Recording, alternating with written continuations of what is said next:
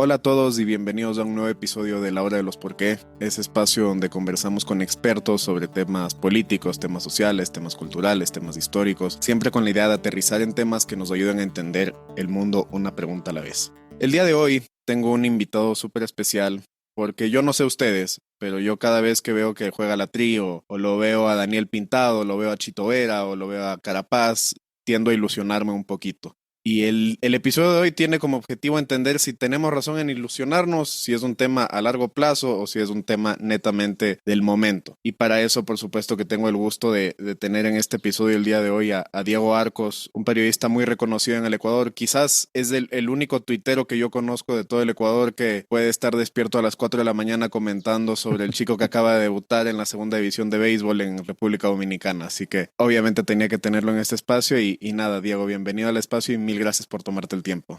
No, el gusto es mío, encantado de poder conversar de razones, conceptos, ideas, de lo que creemos está pasando o hacia dónde estamos yendo a nivel deportivo localmente, te refieres, pues, ¿no? Claro, claro, y justo empezando un poquito por ahí, claro, quizás las nuevas generaciones no están tan familiarizadas con algunas leyendas del deporte ecuatoriano, pero veíamos, por ejemplo, en el siglo pasado que teníamos personajes como Alberto Spencer o Pancho Segura, que quizás eran como fenómenos muy puntuales en su deporte, pero hemos visto que en los últimos años ya Ecuador tiene destacados deportistas en múltiples disciplinas, entonces quizás quisiera empezar preguntándote, ¿cómo describirías tú la evolución del deporte ecuatoriano en los últimos 20, 30 años? Yo creo que para entender esto hay que hablar un poco de la demografía del país y de que somos un país muy pequeño. Y que siendo un país muy pequeño y con poco desarrollo y de tercer mundo, si les duela mucho escucharlo con frecuencia, es difícil que en estos países y bajo estas circunstancias puedas tener algún deportista que se destaque. Y Ecuador a través de las décadas del siglo pasado, como dices, que suena realmente bien atrás, pero es el siglo pasado, siempre tuvo en una década a alguien a quien seguir y que no es que ganaba regionalmente, sino que estaba haciéndolo a nivel mundial, lo cual era algo que debería llenarnos de orgullo y darnos mucha satisfacción a los ecuatorianos, como mencionaste a Pancho Segura, que para que lo entiendan, el tenis antes era amateur, el tenis había mucha nobleza y era muy mal visto que empiecen a tomar dinero para jugar, pero un altísimo porcentaje de los que jugaban tenis venían de clubes y eran de familias que tenían muchísimo dinero, y cuando de pronto aparecen tenistas que jugaban bien,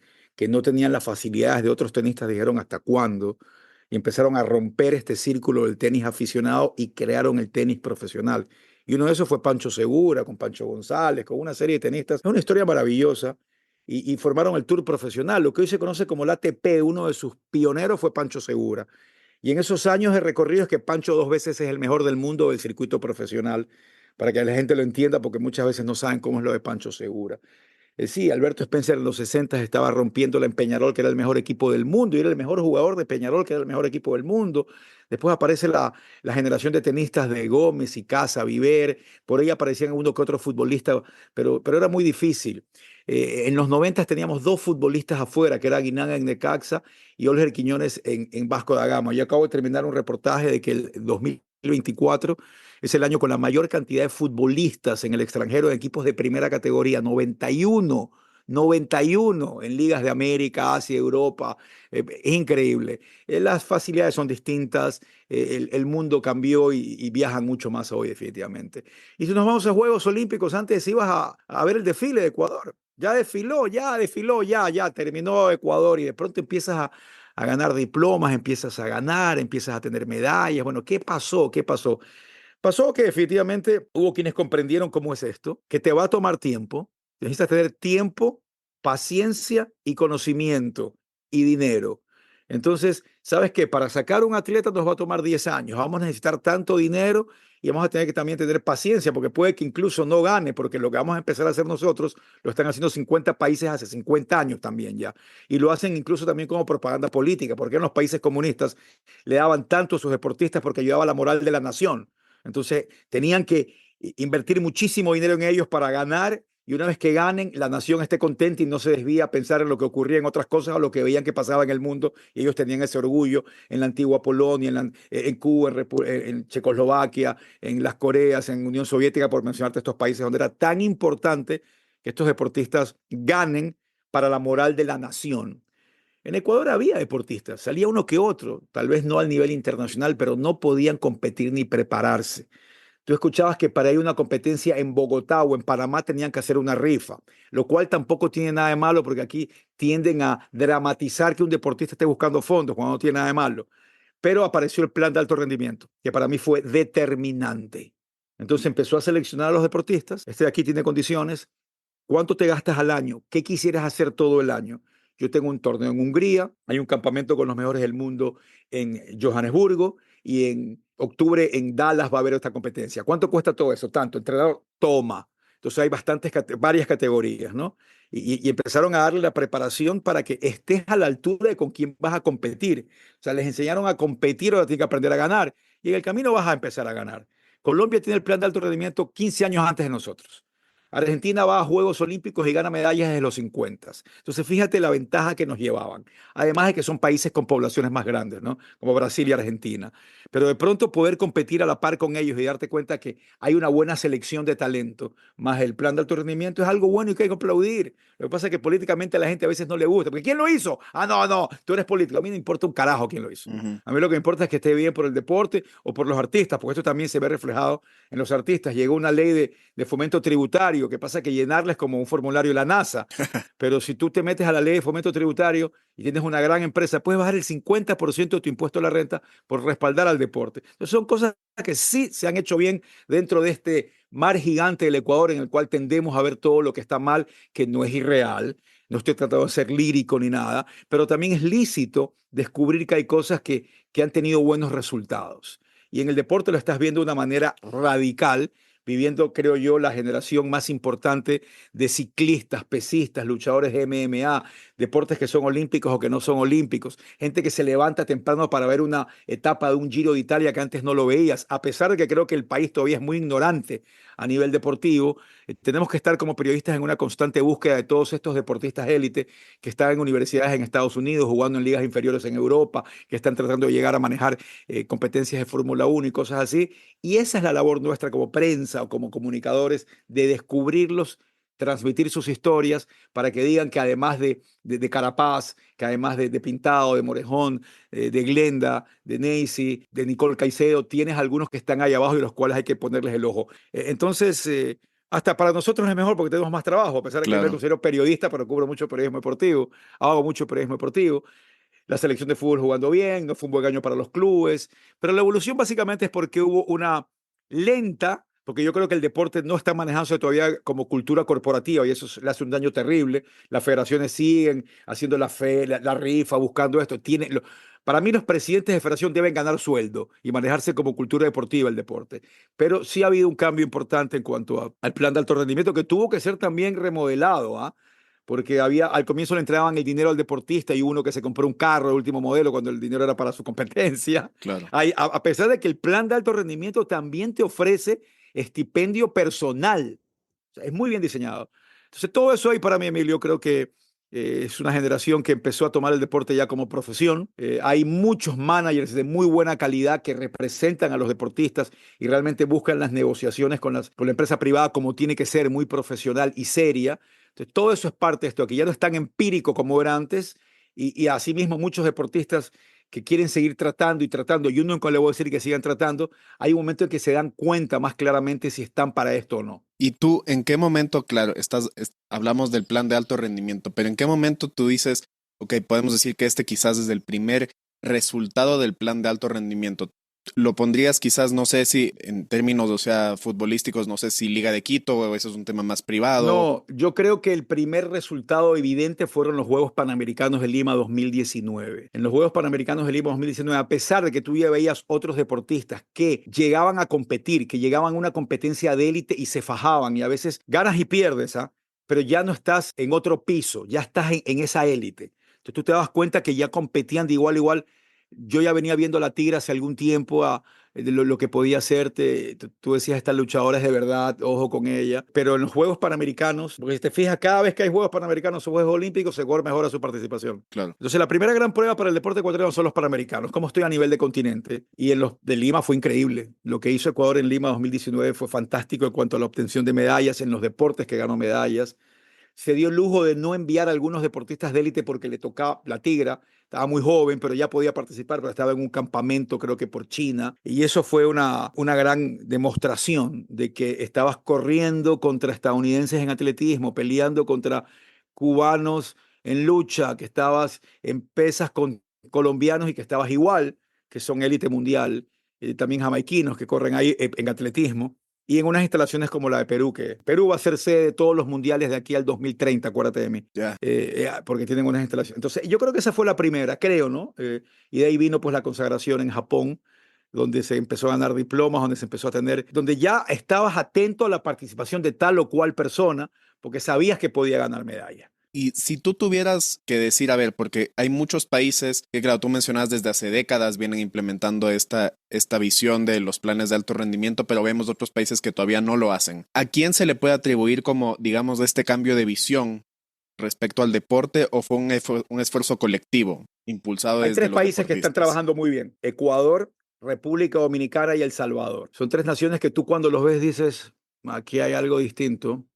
Aquí empezaron a seleccionar talento de manera profesional, dándole seguimiento profesional, multidisciplinario y con respaldo del gobierno. Porque el plan de alto rendimiento suena muy técnico y muy bonito en un país democrático, pero en un país socialista, en la época de la cortina de... era distinto porque era Claro, simplemente son los deportistas. A ver, yo tuve la oportunidad en Atlanta 96 de ir a unos seminarios espectaculares previos a los Juegos Olímpicos en los cuales se analizaba cómo estaban los países en cuanto a lo deportivo, cómo había sido la formación en tal o cual país. Y yo nunca olvidaré que en el 96 Ecuador quedó como el país más futbolizado de Sudamérica. La gente me ya, decía, pero ¿cómo? ¿Más que Brasil y Argentina? Sí, porque en Brasil y Argentina cubren fútbol, pero tienen surfistas, claro. basquetbolistas, voleibolistas, o sea, tienen otras disciplinas en las cuales destaca. Ecuador no las tenía en el 96 y ahí ganó Jefferson la medalla. Pero en ese seminario nos contaban cómo apareció Bela Caroli, el gran entrenador rumano que descubrió a Nadia Comaneci, en la época de la Rumania de Tito, pues hablábamos de que Claro. el gobierno controlaba absolutamente todo, quería tener alegrías a nivel deportivo, entonces dijeron, ¿sabes qué? Me gustan estos tres deportes. Entonces iban a todos los colegios y entraban, te miraban y decían tú y tú. Pero es que a mí no me gusta la gimnasia, pero tienes el biotipo, no me interesa. Y la encerraban a entrenar 18 horas diarias, pues, ¿no? Entonces iba a salir algo, iba a haber alguien que iba a competir. Yo insisto, el que te den todos los fondos, el que tengas capacidad, no significa que obligatoriamente vas a ganar. Te van a dejar ya en nivel de competencia y tienes que aprender a ganar. Y en China hacen lo mismo. Lo que pasa es que en China tienen gente en todos lados, levantan una piedra y hay gente. Claro, Entonces dicen, mañana, a ver, los chinos son sencillos. Hay una competencia de gimnasia olímpica, bueno, han sido potencia en eso. Por ponerte un ejemplo de China, el béisbol. Mira, el béisbol se está poniendo de moda. ¿Qué tal jugamos en este país? Más o menos. Bueno, tienen 6 años, ¿ah? 6 años, empiezan a agarrar gente, empiezan a formarlos, que en 6 años quiero competir. Como tienen tanta gente, tienen la maquinaria política, tienen el dinero, lo hacen. Y de pronto se metieron ya a competir. De pronto tú dices, ¿de cuándo acá los chinos? Los japoneses, los coreanos han sido buenos beisbolistas. Los de China Taipei. Pero China, bueno, ya lo están haciendo. Y en el deporte que quieran, ¿eh? En el deporte que quieran, porque ya se han dado cuenta de lo que significa y lo que representa para su nación y para su moral. Y como tienen tanta gente y tantas posibilidades, ves a China haciendo lo que hace siempre en los Juegos Olímpicos. Pero ahí pasa más por un aspecto demográfico también, ¿no? Que es lo que yo digo. Si mañana tienes que ir mira, cada vez que un judoka ecuatoriano le gane a un judoka brasileño, párate, siéntete orgulloso y si quieres canta el himno. ya, claro. En Sao Paulo, solo en Sao Paulo, yo conté cerca de 70 clubes de judo, solo en Sao Paulo. Creo que todo el Ecuador Sí. no tiene 70 judocas. Entonces, es impresionante saber que por ahí tenemos buena preparación de uno u otro deportista y lo que son otras naciones. Si te mandan a recoger limones a una parcela y tu parcela es de 1 hectárea, va a ser muy distinto al que tiene que recoger limones en una parcela de 30 hectáreas. Por eso yo siempre digo, la demografía es muy importante, muy, pero muy importante. Pero, y antes de profundizar en eso, porque hay un caso en particular que yo quiero preguntarte, pero claro, hablamos de cambios estructurales a nivel, digamos que institucional, que implementaron nuevas políticas.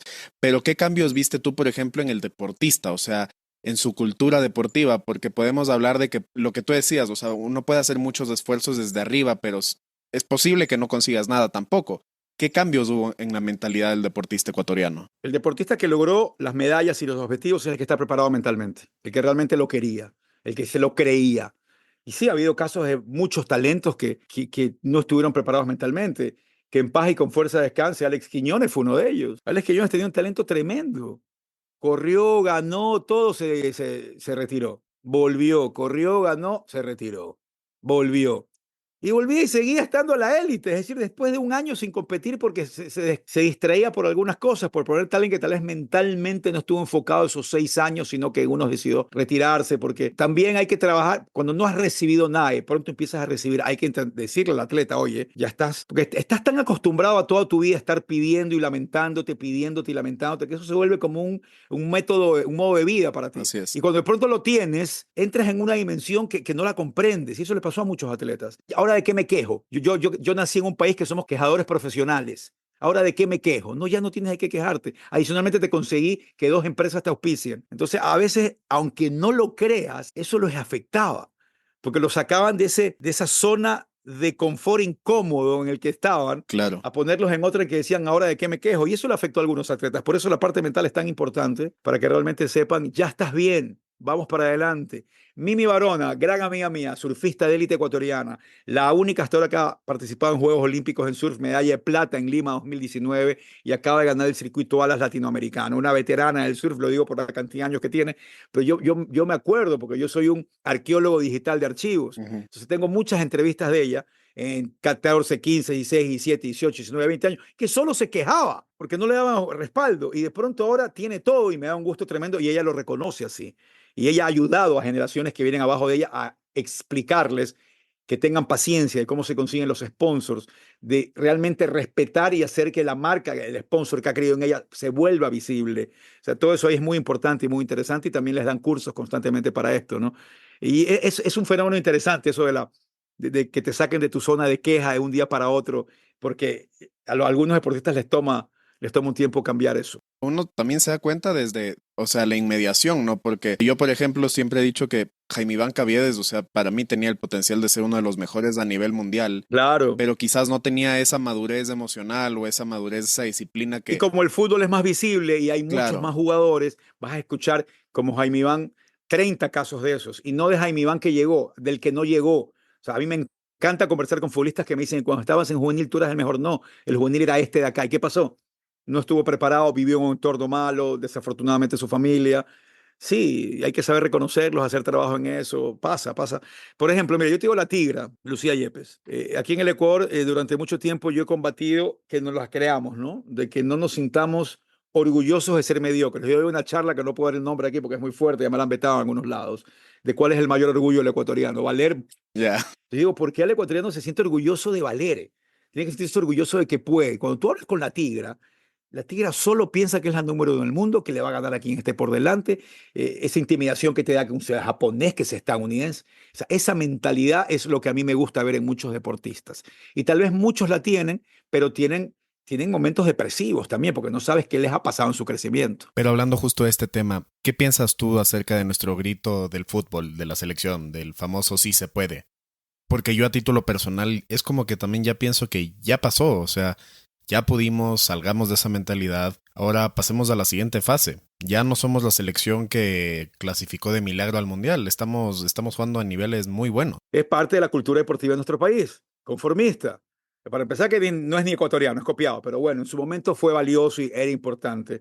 A mí me parece mediocre y a mí cada vez que lo escucho me quiero ir contra las paredes. Soy yo. O sea, yo no decido el destino y el pensar de cada ecuatoriano. Pero si me preguntas qué opino, me parece un grito mediocre. Me parece que ya se terminó el sí se puede, ahora es más. Estamos en la siguiente etapa. Pero como te digo, hay mucha ignorancia deportiva en el Ecuador y eso les duele cuando les digo, pero ser ignorantes no conocer algo, no se pongan bravos. Ujú. Entonces muchas veces la gente que va por primera vez a un estadio y ve que el de al lado grita si se puede, cree que esa es la onda y cree que está dentro de estar cool en el partido y lo repiten. No, no todos tienen la mentalidad de decir ya esto pasó, vamos a cambiar. Y mira, yo me acuerdo la barra del Olmedo de Riobamba, el año que fueron campeones y siempre la voy a ponderar. Qué buenas canciones que hacían, propias, cantos de ellos, no copiados, no adaptados. A veces puedes adaptar algo y queda muy bacán. Ahí me gusta la de Barcelona Sí, de Nino Bravo cuando la adaptan, me parece fantástica. Pero cuando ya son de barras de otro club, de otro país, no me gusta. Por eso soy yo, insisto, no quiero que todos piensen como yo. Pero no, yo no estoy para nada a favor del si se puede ya a estas alturas. Ya cumplió, ya hay que archivarlo, ya prescribió. Y hablabas hace un ratito de la demografía y cómo eso influye también en el desarrollo de los nuevos deportistas. Y hay un país que a mí siempre me ha llamado la atención y no en todas las disciplinas, sino siendo sincero completamente, netamente en el fútbol. Que yo hablaba con unos amigos uruguayos y yo les decía, a mí me llama un montón la atención porque el Barcelona de Guayaquil tiene más hinchas de los que Uruguay tiene de habitantes. Y de todas maneras, Uruguay a nivel de fútbol, por ejemplo, o sea, se mantiene como uno de los mejores a nivel mundial. Entonces, ¿qué rol juega ahí, por ejemplo? Porque siguen siendo un país muy chiquito. Y ojo que también tiene una medalla olímpica de ciclismo con Milton Weynatz. Lo de Uruguay parte de tradición. Uruguay es el vecino de Argentina. Cuando la selección de Ecuador jugó su primer partido de fútbol en el 38, entre Uruguay y Argentina, entre ellos dos ya habían jugado cerca de 40 partidos. Qué bestia. ¿Ya? Entonces, es tradición. Y Uruguay era un país muy rico por la carne. Uruguay hace el Mundial del 30 porque tenía muchos ingresos por la carne. Y por eso hacen el estadio y hacen el primer mundial. Y porque venían ya de ser campeones olímpicos en el 24 y en el 28, que ellos tienen esas estrellas también como campeonatos mundiales. Entonces ya ellos jugaban antes, ellos ya habían empezado antes y ya tenían una base importante de nivel y de este es el estándar en el que hay que jugar. Y así crecieron. Y así crecieron creyéndosela con orgullo.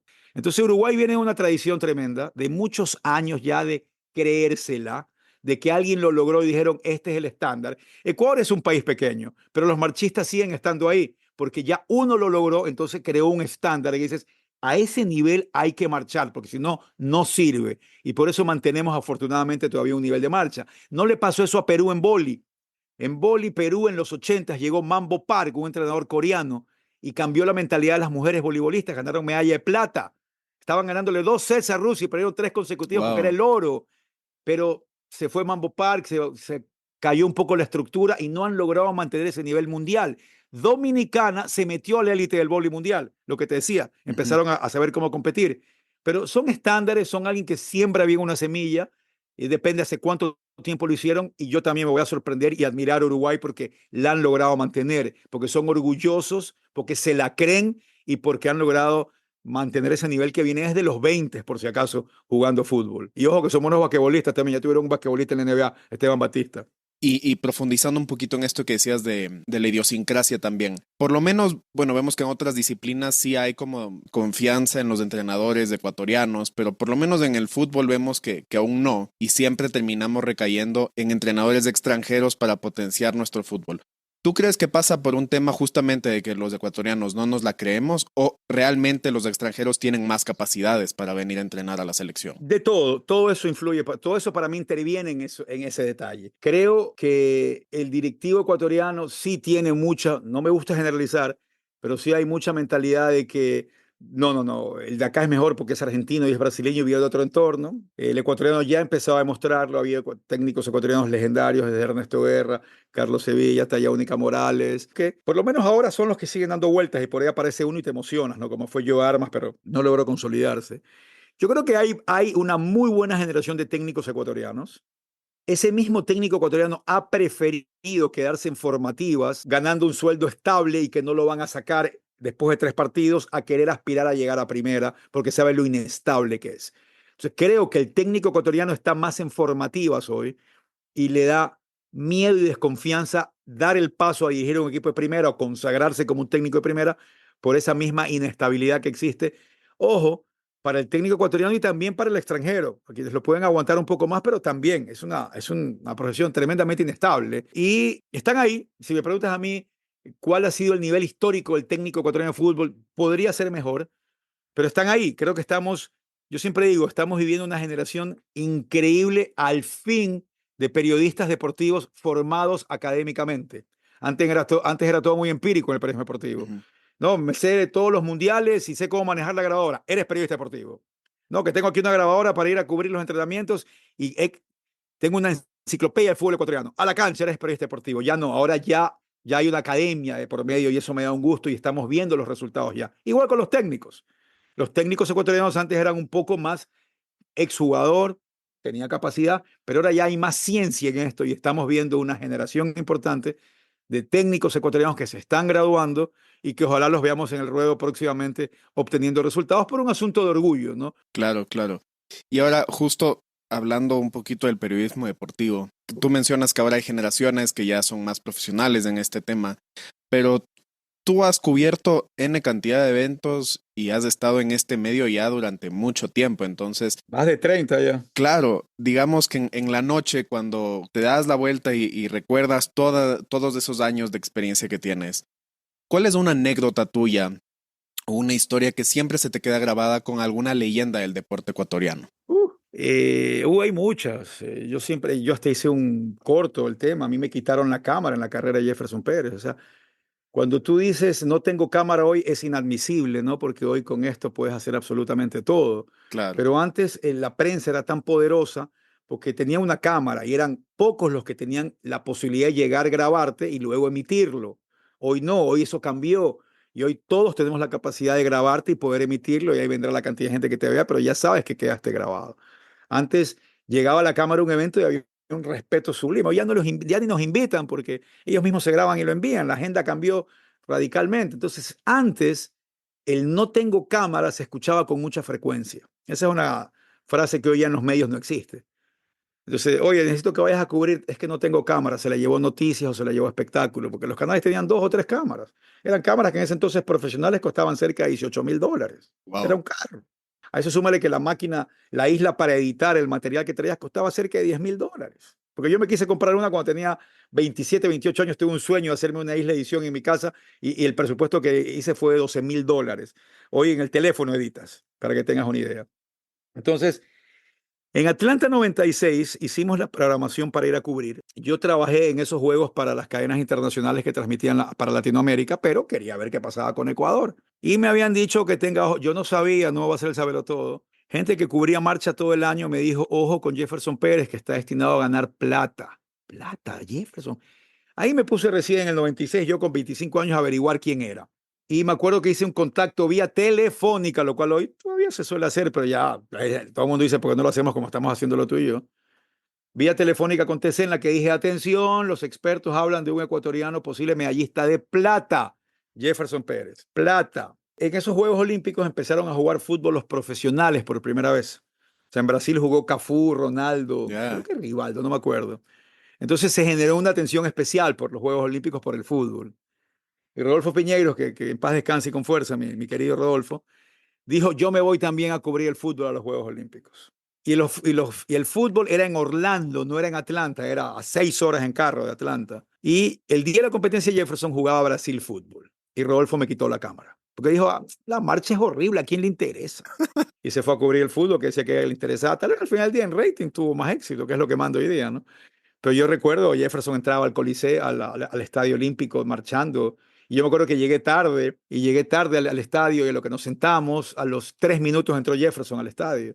Y yo miraba que entró otro antes, qué pasa, no lo podía creer y se me juntó el que sabía que no iba a poder cubrir eso periodísticamente. Después Rodolfo me pedía perdón y hasta la fecha que estuvo con nosotros aquí en el cielo me decía, guacho, cómo la cagué, me decía. Pero eso fue algo que yo nunca me olvido, que con el tiempo lo cuento de manera anecdótica, pero ese día yo lloraba de frustración, lloraba de emoción, lloraba de todo por lo que estaba ocurriendo. Y corre, porque no teníamos celular. Había periodistas que sí les habían dado celular, ya había, yo no tenía. Ujú. Entonces tuve que bajar a una cabina, un teléfono público a llamar a hablar de Jefferson Pérez. De ahí en el Mundial de Estados Unidos 94, que fue mi primer mundial y que lo recuerdo siempre con un cariño muy especial porque yo soy enfermo de la música. Cada vez que se inauguraba una sede había música en vivo de bandas. Entonces me tocó ver a Fleetwood Mac, a B-52 en vivo y yo estaba alucinado, no lo podía creer. Y un día saliendo del estadio en Detroit, lo veo a Eric Cantona, el francés que jugaba en el Manchester United. Francia no clasificó al Mundial de Estados Unidos 94 y Cantona estaba comentando para una cadena inglesa. Entonces lo veo a Cantona esperando carro y yo lo había visto que estaba en mi hotel, que estábamos en el mismo. Y le digo a Eric, yo te llevo. Me quedo viendo raro. Y le dije el nombre del hotel. Ah, ya. Y entonces era un viaje de 25 minutos de estadio hotel en Estados Unidos, que todo es distante. Si yo iba en el carro conversando con Eric, yo, chofer de Eric Cantona, no lo podía creer, iba conversando con él, hablaba. Yo soy fan del Chelsea, después como llegó ya Antonio hubo que seguir al Manchester, pero yo crecí fan del Chelsea. Y conversábamos y conversábamos y yo decía, es mi pana, ya es mi amigo, Beric Cantona es mi amigo. Claro. Al día siguiente en el hotel me lo topo en el lobby, lo voy a saludar como buen latino que soy y haz de cuenta que pasó un tacho de basura, ni siquiera me paró bola ya, o sea, cierto, me quiso pagar la carrera del viaje O al sea, hotel. chofer de Entonces, verdad. sí, sí. Entonces son algunas que me acuerdo, hay tantas, ¿no? A mí Maradona me dijo tocayo, o sea, en una entrevista porque creo que leyó mi Qué credencial. locura. Hay tantas, pero tantas historias, tantas historias. A mí me ha tocado cubrir muchas series mundiales de béisbol y siempre un cantante de verdad famoso canta el himno, pues, ¿no?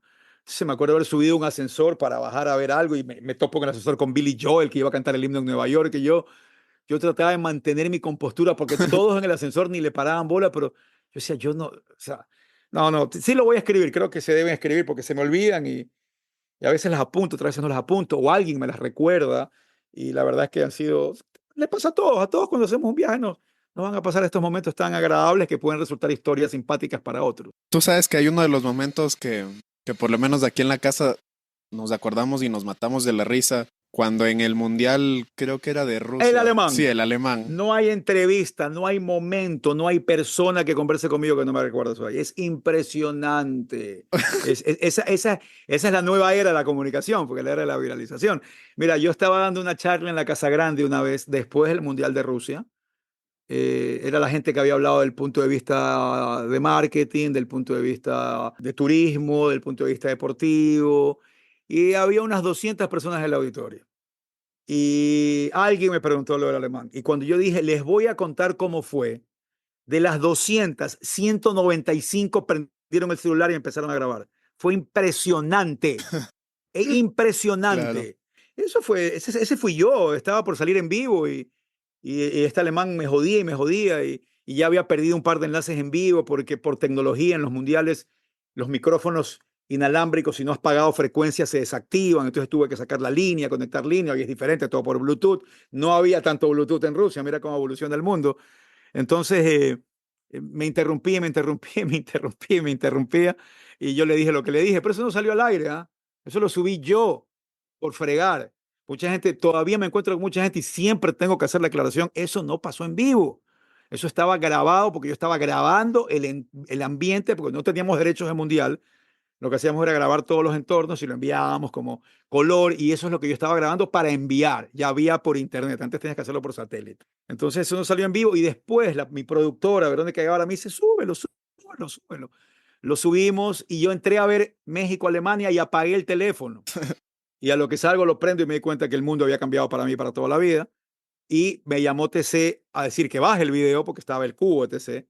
Pero ya no había vuelta atrás, ya todo el mundo lo había grabado, ya estaba por el mundo entero. Me entrevistaban de Univisión, me entrevistaban ¿Qué? de cadenas de Honduras, me entrevistaban de cadenas de México. Yo decía, ahí es cuando tú dices cómo está el mundo hoy, y esto lo repito muchas veces, y perdón si lo he contado otras veces. ¿Ah? Yo a Rusia creo que hice muy buenos reportajes, porque como no tenía derechos, tenía que buscar otro tipo de historias. Reportajes que los vieron 3.000 personas. Insultaste a un alemán y te vieron 40 millones. Entonces, ¿me rindo al rating o a lo que creo que está bien? No lo sé. ¿Tengo que seguir puteando para que me vean o no? No lo sé. Claro, y yo no sé si ese alemán sepa que se volvió famoso, ¿no? O sea, Tú sabes que ya te hemos hecho 2 conatos de encontrarlo. Entonces, para el Mundial de Qatar, no me pregunte, creo que en Qatar ocurrió algo distinto porque como era en una época en que la mayoría de europeos toman sus vacaciones en sus veranos, que es a mitad de año. Como Qatar fue en diciembre, no hubo tanta presencia europea en Qatar. Entonces, ya habíamos iniciado después de Moscú una campaña con una telefónica de querer encontrarlo, de que lo vamos a encontrar. Era fantástica la campaña, pero no salió al final. ya. Y después en Qatar yo empezaba a ir a los partidos de Alemania con la foto de él, así como el FBI, a preguntar si lo ha visto, si lo ha visto, si lo ha visto, si lo ha visto, pero fueron muy pocos alemanes a Qatar. Impresionante, muy pocos. Y cuando pasó lo que pasó, ya hace casi un año en TC, que todo el mundo vio que se nos metieron, vinieron muchos periodistas de partes del mundo a ver el canal y yo les hacía el recorrido a muchos. Y cuando vino la televisión alemana, les dije, por favor, ayúdenme a encontrarlo. Entonces él me dice, pero es un país que tiene 40 millones de habitantes. No me importa, le digo, ayúdame a encontrarlo. Así que el 2025 vamos a buscarlo. Yo le puse Fritz, no se llama Fritz, ¿no? el 2025 lo vamos a encontrar para que él sepa que es una forma, que no hay odio, ¿no? Que todo es amor y paz. No, claro, pero bueno, también de alguna manera, o sea, tienes una experiencia en un montón de mundiales a lo largo de los años. ¿Cuál ha sido, dirías tú, el más desafiante que, o sea, esto puede abarcar un montón de criterios, o sea, desde la parte técnica de lo que decías, la cámara, que ni sé qué, o también de esto de cubrir por el nivel de espectáculo, ¿cuál ha sido el más desafiante, dirías tú, que te ha tocado cubrir? Lo más interesante de los mundiales es que me ha tocado vivir también la evolución tecnológica. Entonces, Estados Unidos 94, tú terminabas un reportaje o ibas a cubrir el entrenamiento de Argentina en Babson College en Boston. Entonces, tú sabías que ahí tenías que ir a un punto donde estaba el camión de satélite de inyección satelital y sabías que tenías 15 minutos para enviar. Entonces, a tu camarógrafo, a Roberto Campaña, que en paz descanse, yo tenía que decirle, graba lo específico y bonito, no te vayas de largo, porque después tenemos que ir a enviar el material a Ecuador y adicionalmente yo tengo que poner una locución de cómo fue el entrenamiento para que la editen. Entonces, el primer desafío era ahí hacer las tomas indicadas y correctas. Después, correr al satélite porque era de 8 a 8:15. Entonces, tú calculabas el tiempo y no existía el Waze ni el Google Maps para saber a dónde era y cuánto te ibas a demorar. Entonces, era un desafío Estados Unidos 94 y en 42 días yo solo perdí un satélite. Y Wow. fue por culpa de la rentadora del carro en Detroit, que como yo tenía menos de 25 años, no me querían alquilar el carro porque decían que no era mayor de edad para manejar, pero no, esa ley no aplicaba para extranjeros y por culpa de esa persona no llega el satélite. De ahí nunca perdí un satélite. Y eso para mí me llenó de orgullo. Francia 98 fue lo mismo. Japón-Corea 2002 fue lo mismo, el primer desafío, ya un mundial con tu selección. Claro. Ya tenías que cubrir las cosas de una manera distinta. Alemania 2006, yo podría escribir un libro porque un genio en TC, y lo digo en buen sentido de la palabra, un genio se dio cuenta que se podía enviar material por internet. ¿Qué es esto? Decíamos nosotros. Todo el mundo usa satélite. No, lo puedes enviar por internet. Lo único que esta persona, a quien la admiro y la quiero mucho, no había caído en cuenta es que Ecuador se fue a jugar a Bad Kissingen, donde la velocidad de internet era muy lenta. Entonces, cuando grabamos un reportaje, lo editamos, lo dejamos ya listo en 1 minuto 40, 2 minutos, para enviarlo a Ecuador, el tiempo de envío era de 18 o 17 horas. ¿Qué? Entonces nos tuvimos que ir a una ciudad que estaba muy cerca, que era una ciudad importante en Alemania, donde íbamos a los cybers, que había buen internet, y ahí sí ya lo enviábamos en 40 minutos. Hoy se van en 2 minutos, ¿no? Por las bandas anchas, ¿no? En ese entonces no era tanto así. Y ya en Sudáfrica llegó el Internet. Ya en Sudáfrica ya llegó el Internet, ya podías enviar el material por Internet, cada vez veías menos satélites, ya todo el mundo utilizando banda ancha y ya empezó a cambiar absolutamente todo. Y en Rusia ya todo el mundo empezó a usar esto. Ya. Había todavía una suerte de como de deshonra si tú eras de un canal importante y bravo y dejabas de usar la cámara grande. Y si te veían transmitiendo con teléfono, todo el mundo te decía que eras hasta algo amateur. Ujú. Pero la gente se empezó a dar cuenta que los teléfonos transmiten con la misma calidad y que te da una facilidad de portabilidad y de manejarte increíble. Y como que hubo la transición final en Rusia ya de que todos empezaron a aceptar que claro, le pones buen micrófono, buenos tripes, todo se adaptó hoy en día. Y yo siempre les digo, si vas a invertir $1,000 en un teléfono, invierte más de 100 en un trípode y en un micrófono. Y ya en Qatar, de cada 10 personas que estaban haciendo envíos, 7 estaban con teléfonos y todos utilizando Internet. Entonces, esa evolución y ese cambio ha sido increíble y radical. Ya no los ves con los satélites, sino con las mochilas de envíos en las cuales tienes muchas tarjetas, chips de memoria para enviar material y salir en vivo sin el temor de que se pueda caer un poco la señal de Internet. Entonces, es una evolución que a mí me encanta muchísimo. Por ejemplo, si yo hubiera tenido un micrófono Bluetooth en Rusia, no hubiera pasado nunca lo del alemán, porque al primer envío que grabé se hubiera ido el material. Son evoluciones maravillosas que a mí me encantan y yo soy un freak de estar al tanto de qué hay de nuevo para poder utilizarlo. Y me acuerdo que en los Panamericanos de Lima íbamos con la computadora y un trípode y decíamos que esa era nuestra unidad móvil. Y ahora, pasando al último segmento prácticamente, porque bueno, ya hemos hablado sobre el pasado del deporte ecuatoriano, el presente también, tú has compartido tus anécdotas. Quiero que nos planteemos un poquito en el futuro. ¿Qué deportes o qué deportistas son los que tú hoy en día ves en el Ecuador que dices atentos porque ellos son los próximos que van a despuntar y que nos pueden dar muchas glorias en el deporte ecuatoriano? No sé si despuntar ya en ciclismo vamos a tener muchísimo. El hijo de Byron Guama en ciclismo hay que chequearlo.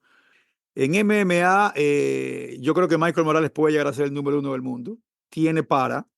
Hay muchos ecuatorianos que están ahí tratando de meterse y tratando de llegar, inspirados por Chito. Lucía Yepes yo creo que va a ganar otra medalla olímpica y después va a irse a la MMA. Entonces también ojo con Lucía Yepes y la carrera que nos pueda brindar post-olímpica. Pero de ahí tienes a Blanquita Quiñones en básquet. Blanquita Quiñones es un monstruo. Ya en septiembre empieza a jugar con la Universidad de Yukon, que es como irse al Real Madrid de básquet universitario. Wow. Entonces, Blanquita tiene todo para ser la primera ecuatoriana en la NBA, WNBA.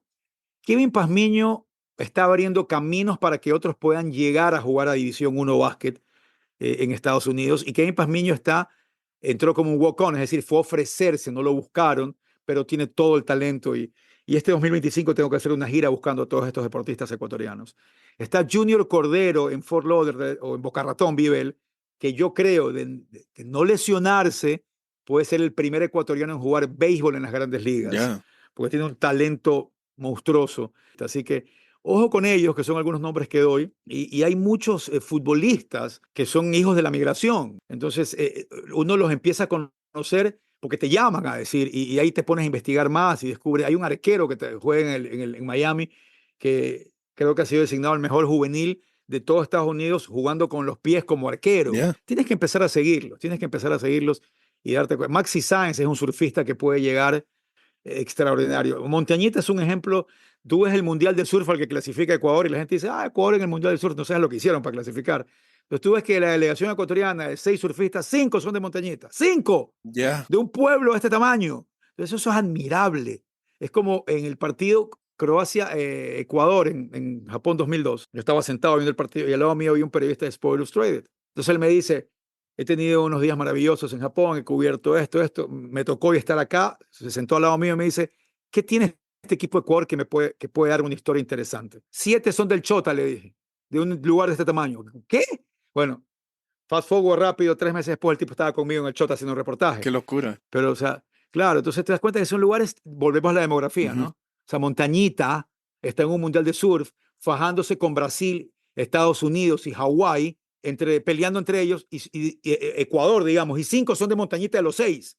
Entonces, en la cancha ese día en Yokohama, 7 eran del Chota. Claro. Ese tipo de cosas tú dices, ¿por qué? Entonces, ahí es cuando yo creo que como Estado tienes que meterte a decir, si algo está saliendo bien de ahí, hay que seguir dándole. Y caes ahorita como anillo al dedo para la siguiente pregunta, porque justo te iba a decir, a mí me cuesta creer un poquito que tú en tu experiencia nunca te hayan ofrecido ser ministro de deporte. Ahí está, 3 veces, lo acaba de decir por la cámara. Digamos que el día de mañana te ofrecen a ti ser ministro de deporte, quitémonos las banderas políticas. Eres ministro de deporte, ¿qué harías tú? ¿Cómo manejarías la política deportiva del país? ¿Cómo harías el tema de la política pública? Hablabas de Montañita, por ejemplo, entonces, ¿qué cambiarías? ¿Qué harías distinto? ¿Qué seguirías haciendo? ¿Cómo manejarías el deporte en el país? No lo sé, por eso no he aceptado, porque yo no sé si vas a perder un periodista y vas a ganar un mal ministro. El hecho de que yo sepa y tenga tanta pasión no me da credenciales para mañana decir voy a ser un buen ministro, porque no sé absolutamente nada de la burocracia que hay que hacer, porque para firmar un papel, para que entreguen unos fondos a una escuela de patinaje, es increíble por la estructura política de nuestro país y la crisis de confianza que existe. Entonces eso me choca mucho, pero al mismo tiempo eso aleja a quienes puedan estar capacitados, no digo por mí, de no ir a un puesto público. Antes, los que llegaban a los cargos, los asambleístas, eran gente realmente preparada, gente que toda su vida, y que hoy ya no los ves. Sí, Hoy ves otro perfil de los que llegan, porque el que esté preparado o lo sepa dice, no me quiero meter en ese lío, porque la crisis de confianza de tantos años nos ha llevado a que la estructura política blinde esto de tal manera que, como te decía, para firmar un papel, para entregarle $10,000 a una escuela de patinaje, se puede tomar 35 días y 35 papeles y la escuela no tuvo tiempo. Entonces yo me volvería loco como ministro al no tener agilidad. claro. Me volvería loco porque yo quisiera que esto es mi inmediatez. Si el deportista necesita esto, tiene que irse ya. Yo siempre lo he dicho porque he hablado con muchos ministros, he dicho me han llamado, he estado en mesas de trabajo con ellos, he sido asesor. No quiero decir lo que he hecho porque me da vergüenza y no quiero ser pesado, pero yo lo que he dicho, yo haría el centro de alto rendimiento de surf en Montañita. Yo haría un verdadero circuito para marchar en Cuenca. Los marchistas en Cuenca no tienen calles para marchar. Muchos tienen que irse a otras ciudades cuando se lo puede diseñar vialmente. Es que es difícil. No, no, no, no, no. Lo difícil se hace. Lo difícil se hace. En Carchi, ¿por qué hay tantos ciclistas ya? Bueno, entonces también hay que diseñar una verdadera ciclovía para que no esté el ciclista Carapaz entrenando con 3 motos atrás y 2 carros atrás que tengan que cuidarlos a los ciclistas. Eso para mí es esencial, pero hay que hacerlo ya. Te hablo de 3 deportes. En Guayaquil necesita a gritos un estadio de béisbol decente, porque ya se caen en pedazos los que hay aquí y las instalaciones deportivas. El Yello Uraga era un botadero de basura y Federación Deportiva Guayas lo rescató, pero no hay luz, el mantenimiento, pero ya Federación cumplió Deportivo del Guayas. Entonces, es impresionante la cantidad de deportistas que se están perdiendo porque no tienen la posibilidad de poder entrenar bien como deberían y podrían y quieren hacerlo. Fíjate cómo está creciendo el pádel, pero que es por inversión privada, y el Ecuador va a meter padelistas al mundo porque están jugando de una manera increíble. El pádel, el ciclismo y el MMA, los 3 deportes de mayor crecimiento actualmente. Pero de ahí es básicamente identificar dónde están los focos de desarrollo importantes de deportes y ayudarlo. Yo creo firmemente en el deporte colegial y universitario. Entonces, yo también creo firmemente que eso es algo que se debe explotar al máximo y que haya buena cobertura y buena transmisión, que hoy también se lo puede hacer. Otro proyecto que yo tenía es, si el país no te puede dar a ti la posibilidad de prepararte en tal deporte, el ministerio debería tener una tremenda carpeta y banco de datos de universidades a las cuales yo como país les voy a pagar. Entonces, ese era otro proyecto que tuve, se lo tuve con Andrea Vela, creo que fue. O sea, para que te des cuenta hasta dónde voy yo con los ministerios, con los ministros en los cuales trabajamos con este tipo de ayudas. Entonces, aquí hay muchas compañías que te hacen el trabajo de irte a buscar la universidad. Y qué bueno, vemos que así también es como funciona el deporte en Estados Unidos, ¿no? O sea, de allá los grandes deportistas salen de ahí también. Australia, Estados Unidos, Europa. No, siempre cuando ponen el ejemplo del deporte en Estados Unidos, le digo, no se olviden que iguales en Japón, iguales en Australia y en algunos países en Europa que tienen la misma forma. Aquí es patético cuando me encuentro con un amigo de mi hijo que jugaba tenis durísimo y me dice, no, me tuve que retirar porque entré a la universidad. Claro. O sea, cada vez que escucho eso se mueren 10 niños en África, digo yo, porque no lo puedo creer. O sea, es increíble que sea el cementerio de los deportistas cuando no debería ser así. Debería ser algo que vaya de la mano pero acá no, acá ya no puedes porque ya no. Entonces, esos son detalles que se podría. Mira, Colombia hace creo que esto fue inicios como hablabas del siglo pasado, inicios de este siglo, puso una ley que todas las universidades deben de practicar mínimo 5 deportes. Si no, Ya. no te inscriben. Y ahora sí, para ya terminar, quise hacer una ronda de preguntas flash. Dale. Empezando por, ¿cuál es tu ranking de los top 5 momentos deportivos del Ecuador? Las medallas olímpicas van a estar definitivamente.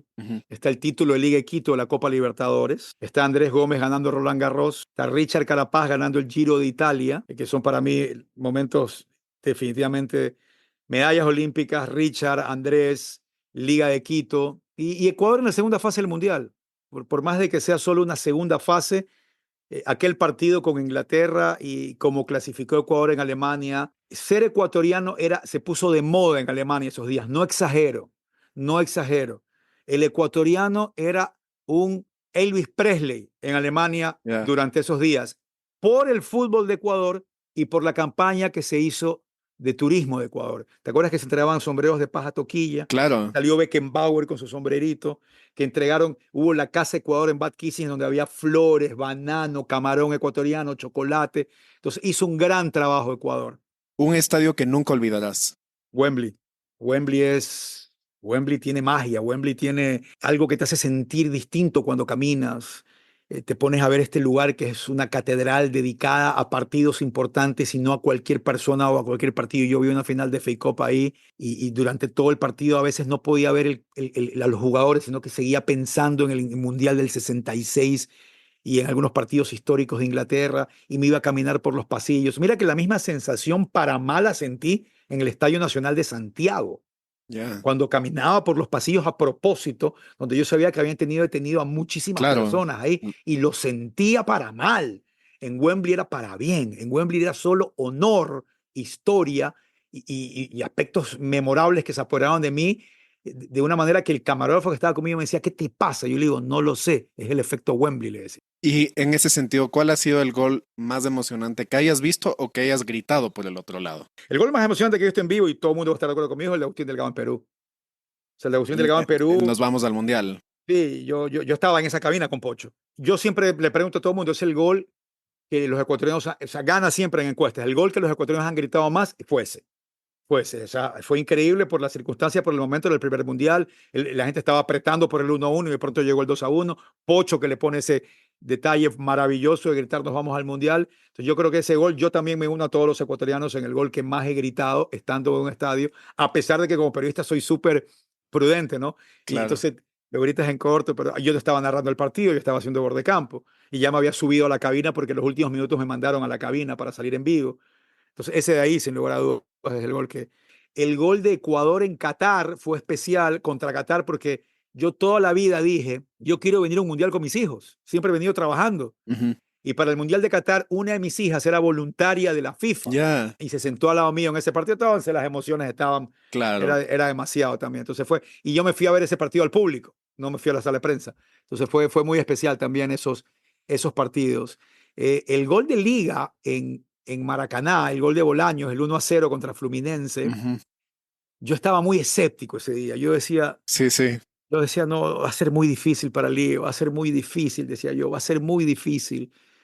Y cuando hace el gol Liga, yo le agarro el brazo al tipo que está al lado mío, que no sé quién era, y se lo aprieto y el tipo me queda viendo y él entendió rápidamente que era emoción, no es que se puso bravo conmigo, ¿no? Claro. Pero esa cobertura para mí también es una de las coberturas más especiales de mi vida porque de verdad que fue única. De regreso al estadio, al aeropuerto, casi perdemos el vuelo. Nos trataron de asaltar en la carretera. El taxista era Ayrton Senna y Fittipaldi mezclando porque se le escapó a los choros.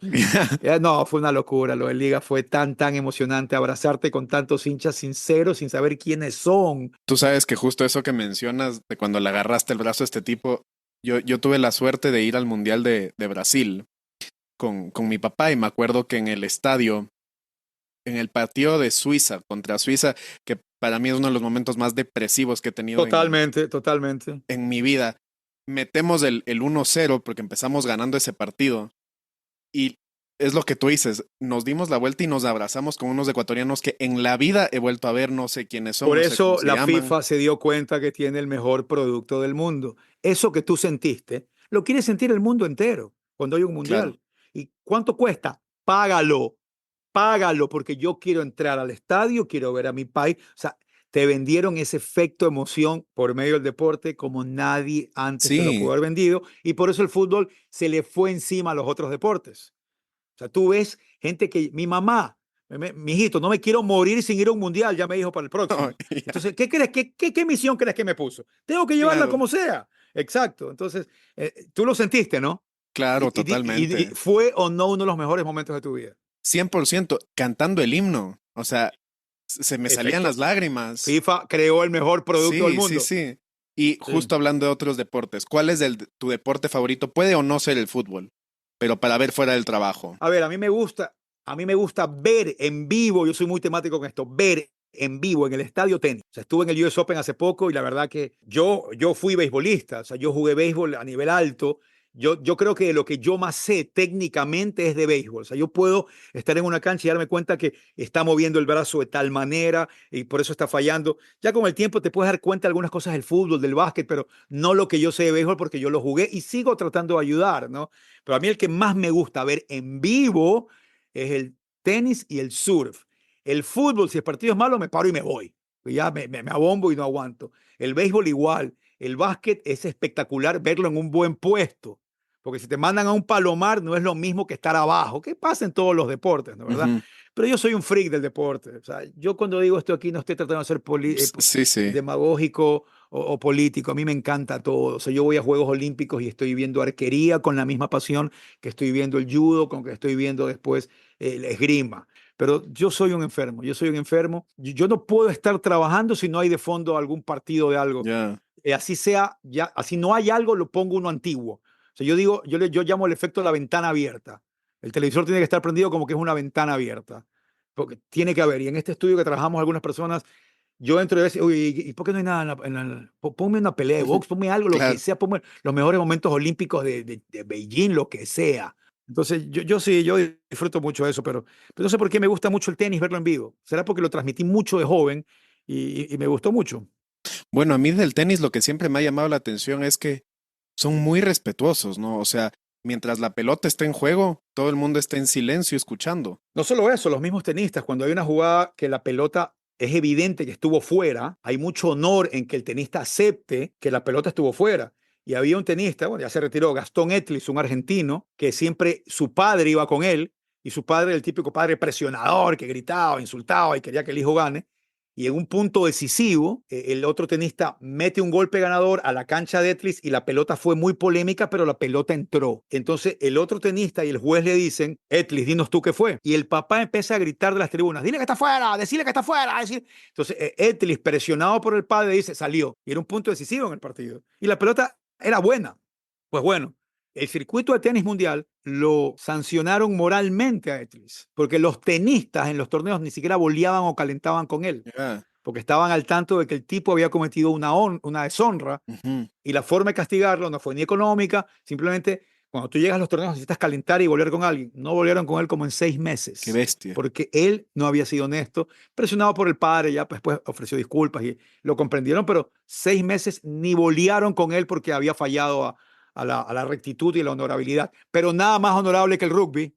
Si quieres el deporte más honorable del mundo, el rugby. ¿Y por qué? ¿Por qué dirías que es el más honorable? Tradición, honor. Es un deporte tan rudo, pero que sin embargo no hay peleas. Respetan la decisión del no respetar al juez es una cosa de terror. Es el único deporte colectivo donde solo el capitán se acerca a hablar con el árbitro. ¿Tú ves qué pasa eso en el fútbol? No, Todo no, el mundo dice, ¿por jamás. qué no puede ser como en el fútbol? Y los otros no se meten. Hay un respeto a esa solemnidad. El rugby a mí me apasiona. Yo digo que antes de retirarme tengo que cubrir 2 eventos. Quiero ir a un mundial de rugby y quiero ir al derby de Kentucky. Ya ahí me retiro. Ya. Ahí ya digo, ya cumplí. Y todavía está en mente, lo tengo en pie, que quiero hacerlo, ¿no? Y justo la siguiente pregunta que te iba a hacer y la acabas de contestar es, ¿cuál es un evento deportivo que siempre quisiste cubrir? Pero ahora ya más bien como en todo tu conocimiento, ¿cuál es un libro o una película del deporte que a todo el mundo le dices, no, tú tienes que ver esto acá? O sea, yo podría abrir a mi computadora ahorita y enseñarte la cantidad de películas deportivas que tengo. Tengo una colección desde VHS, por si acaso, sabes lo que es VHS, ¿no? Claro, claro. Yo tengo un doctorado en cine deportivo. De hecho, escribí muchos años de cine deportivo en unas revistas, en unos periódicos, solo recomendando documentales. Para mí, uno de los mejores documentales de la historia del deporte es Senna, el de Senna. Sí, sí. Se llama Senna. Ahora salió la serie en Netflix, ahora que está muy bien, ¿ah? Ujú. Pero el documental como tal que vi está en mi top 5 de documentales de toda la historia del deporte, Senna. Ahí se te vas a lo que es cine deportivo como tal. Hay una clásica y tradicional que se llama Victory, que en español le pusieron Fuga a la Victoria, Ujú. que está basada en algo que ocurrió realmente en la Segunda Guerra Mundial, que se llamó el Partido de la Muerte, que era un equipo ruso que lo obligaron a jugar contra los alemanes y les obligaron a perder y ellos no perdieron y después los mandaron a campos de concentración y murieron. Pero John Huston se inspiró en esta historia para hacer Fuga a la Victoria, que es muy bien hecha, más amigablemente, sin este final trágico, Ujú. pero que es en homenaje a esa historia y que es un grupo de prisioneros en un campo de concentración que arman un partido de fútbol contra los alemanes, pero resulta que en el grupo de prisioneros está Pelé, está Ardiles y está Bobby Moore. Entonces esa es una gran película del 80 u 81.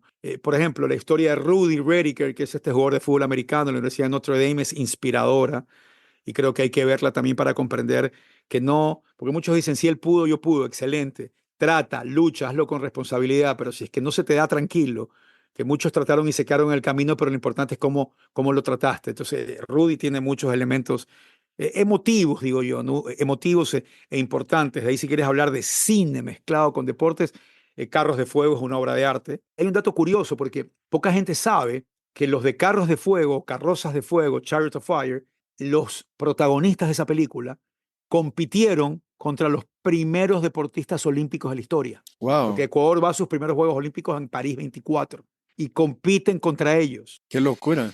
Entonces, es otra gran cinta, ¿no? En documentales hay El Cosmos de Nueva York, cuando Estados Unidos tuvo su primer conato de querer meterse al fútbol, y la historia del Cosmos es extraordinaria. Ahora yo también creo que yo tengo un podcast de audio, yo no he hecho la migración audiovisual todavía, Y en mi podcast de audio yo hice un capítulo que se llamó La prostitución del documental y la proliferación del podcast. Entonces dije, hoy hay una competencia bravísima, dije yo, pero es la época en que tienes más chance de poder hacer también. Y también me ha chocado un poco esta prostitución del documental. Porque si mañana yo tuve un escándalo sexual y quiero limpiar mi imagen, contrato una compañía de cine para que me haga una Claro, película y me pintan como un santo, que están haciendo los sí, muchos. sí, sí. O sea, ya no hay la pregunta difícil ni la historia incómoda en los documentales como debería haber. Entonces hay que tener mucho ojo también con lo que ves y lo que crees. Diego, ahora sí, ya para terminar, quisiera agradecerte muchísimo por haberte tomado el tiempo hoy. Esta ha sido una conversación súper interesante porque podríamos seguir hablando horas y el deporte Es que siempre yo se siempre hago las presta. preguntas, entonces cuando me las hacen me emociono. Claro, ¿no? Y es que además de este tema de conversación se presta para eso, ¿no? Y ya como última reflexión antes de darte la palabra, quisiera preguntarte, en resumidas cuentas, ¿tú entiendes entonces que lo que está pasando en el deporte ecuatoriano es apenas el comienzo de un futuro brillante o estamos llegando a la cima o a medio camino de lo que realmente podemos hacer? Si hablamos de nuestra historia deportiva, la del Ecuador, estás viviendo el futuro brillante ya. Tomando en cuenta quiénes somos y pisando, ¿no? Que hay que poner los pies sobre la tierra, que no somos Estados Unidos, no somos China, no somos Francia, no somos Gran Bretaña, somos Ecuador. Entonces yo creo que estamos viviendo el futuro brillante. ¿Qué va a pasar en el futuro? No lo sé. A veces es las generaciones espontáneas que llegaron de buenos deportistas que nos tocó verlos, pero no significa que va a salir siempre una nueva Lucía Yepes o que va a salir siempre un Andrés Gómez. La gente dice, ¿cuándo? ¿Qué pasa en el tenis? ¿Qué pasa en el tenis? Es difícil. Entonces, yo no te puedo decir que es el inicio, yo te puedo decir que estamos viviendo el futuro brillante y que si es que todo se mantiene como debe mantenerse, vamos a tener atletas compitiendo. Nunca olvido la palabra de Mike Spears, el mejor entrenador de béisbol que vino al Ecuador, cuando dijo, Ecuador aprendió a competir, ahora tiene que aprender a ganar.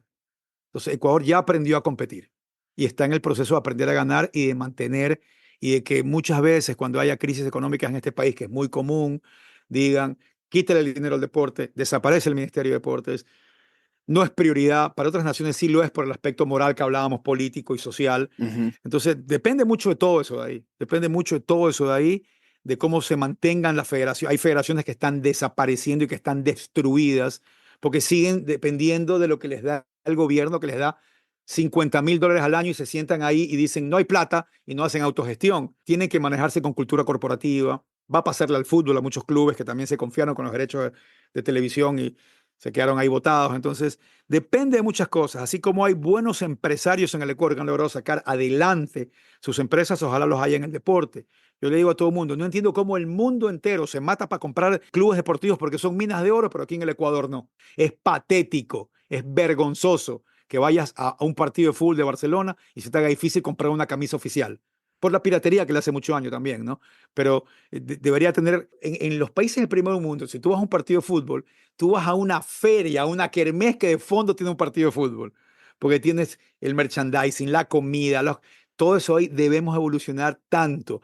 Y nuestros estadios muchos se caen en pedazos. Aplausos para Independiente, para Emelec, para Liga, para Barcelona, que tienen estadios diferentes, pero que se debe mejorar porque me da risa cuando dicen, mira ese estadio es una porquería, se está cayendo en pedazos, les digo yo. No, no. El Estadio Olímpico de Atahualpa debería ser Sí. una obra de arte, debería estar por todo lo alto y a mí cada vez me da más pena cuando hay que ir a trabajar allá. Pero muchos dicen es preferible gastar el dinero para remodelarlo en nuevas escuelas y nuevos hospitales. Por eso no estoy a veces en el gobierno, porque yo pelearía para que sea para el estadio y entonces me Claro, votarían. claro, claro. Diego, nuevamente te agradezco un montón y nada, a todos los que nos escucharon también un fuerte agradecimiento. No se pierdan el próximo episodio porque va a ser súper interesante. En el próximo capítulo hablamos con un neuropsicólogo sobre la psicología del poder. Qué Entonces va bueno a eso. ser, Yo creo mucho en la parte mental, soy enfermo de eso. Así que creo mucho de creértela, ¿no?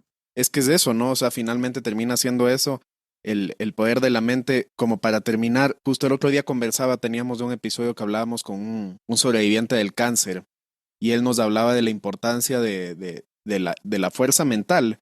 Y Uh, yo leía el caso porque a mí, por ejemplo, me encanta leer sobre montañismo. lo máximo. Tuve con Sebastián Quintero el otro día haciendo una entrevista maravillosa. Ponte su historia, me parece espectacular. Para película, para Claro. película. Y una de las historias que a mí siempre me ha apasionado mucho y entenderla, sobre todo para bien y para mal, es el desastre del Everest del 96. Y leía el caso de este señor que logra sobrevivir, lo dan por muerto y se queda tumbado arriba, creo que ya en la zona de la muerte o un poquito más abajo, debajo de los 8.000 metros. Y él sobrevive y los doctores le hacen como digamos, un PET scan, le hacen un montón de exámenes para ver qué actividad tuvo su cerebro. Y él hablaba de la importancia de la familia, que él cuando ya estaba al borde de la muerte Pensaba en ellos. se le vino la familia a la mente y eso es lo que le da el impulso a él. Y claro, Qué bestia, ¿no? él hace documentales hoy en día y tú ves que ya no tiene nariz, no tiene manos, no tiene brazos, porque todo se le consumió, todo se le congeló. Pero finalmente la familia es lo que lo hace Como estuvo vivo. sobrevivir. Es fantástico eso. Mira que mi mamá a mí, y le agradezco, me obligaba a leer, ¿no? Entonces, Ajá, el primer libro que me hizo leer en mi vida era la novela Corazón. Y el segundo fue la tragedia de los Andes. Entonces yo a los 11, 12 años me impactó tanto que me convertí también en un experto en esa tragedia, he logrado entrevistarlos, yo soy amigo ya del doctor Canesa, qué sí, locura. con Nando Parrado, con Carlitos Páez, cuando vienen al Ecuador voy, los busco, me han firmado. Entonces, y es lo mismo, o sea, cuando yo veo que la gente te dice van a dar una clase de coaching, digo yo, todo eso viene del deporte, Sí, el sí, coaching viene de los entrenadores que te hablaban bien y te lograban llevar a otro nivel mentalmente, ahora aplicado empresarialmente. Entonces, yo tenía un entrenador que me decía, nunca vas a saber la verdadera fuerza de tu vaca hasta que no lo expongas a carga pesada. Nos repetí eso una y otra vez. Me decía, no dejes que tu mente domine tu cuerpo. No dejes que tu cuerpo domine tu mente. Don't let your body rule your mind. Entonces son cosas que yo decía, todo eso yo lo he visto, pues nos obligaban, a veces era cursos de coaching, ¿no? Pero no, claro. sí, toda la parte mental es fascinante, es increíble. Este mismo entrenador, Mike Spears, estábamos jugando un partido de béisbol determinante e íbamos a ganarle a un país que iba a ser un triunfo ganarle. Y él se viró y nos vio todos y nos dijo, nadie me celebra como loco. Actúen como que han estado aquí antes ya. Salgan a la cancha como que es un día más en la oficina. Qué importante. Créansela. Que fue lo que vi mucho con Ecuador en la última Copa América. Le faltó creérsela. Sí, En el momento que vieron que podían ganar a la Argentina, como dijeron, estamos en la puerta de la gloria, ¿será que merecemos pasar por ahí o no? Pero es una evolución, es una evolución, es una evolución. así es, completamente de acuerdo. Pero nada, Diego, nuevamente quiero agradecerte por haber aceptado esta invitación, por habernos dado una conversación tan interesante, tan enriquecedora. Encantado, un placer. Y a los que nos escucharon también, agradecerles por quedarse todo este tiempo, que tengan un feliz año 2025 Que lo tengan todo este año. Adelante. y no se olviden, ya nos vemos en el próximo episodio. Un abrazo, muchas gracias. Un fuerte abrazo. Chao, chao.